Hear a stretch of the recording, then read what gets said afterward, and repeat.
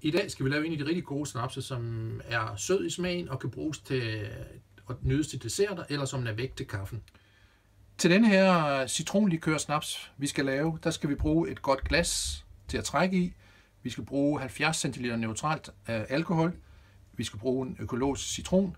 Og så skal vi bruge noget sukker til at lave en sukkerlag til allersidst. Så lad os komme i gang med at lave en citronlikør. Vi starter med at skrælle den meget tyndt med en kartoffelskræller, for vi skal bruge den meget tynde citronskal her til at give smag til vores likør her. Skrællerne, tager du simpelthen og smider ned i dit glas her. Derefter halverer du citronen, tager den ene halvdel og presser citronsaften ud i glasset. Den anden halvdel putter vi simpelthen bare helt i glasset. Herefter tilsætter du 70 cl neutral alkohol, og igen, vi bruger altid vodka, da vi synes, det er det mest neutrale i smagen. Herefter sætter du låg på dit glas, ryster det en gang, og lader det trække i 24 timer.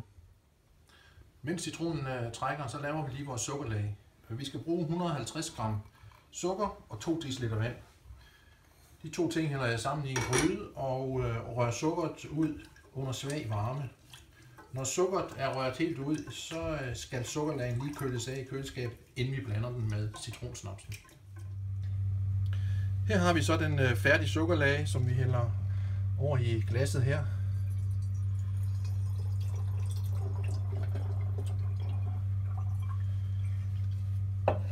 Og her har vi den færdige citronsnaps, som nu har trukket i 24 timer. Den skal vi nu have filtreret og hældt sammen med sukkerlag.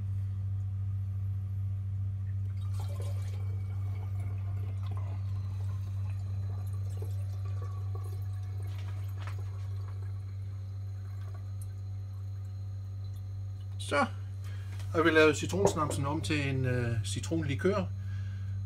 Og når man skal nyde den, så er den bedste, der hvor man får den bedste smagsoplevelse, det er, når den er køleskabskold.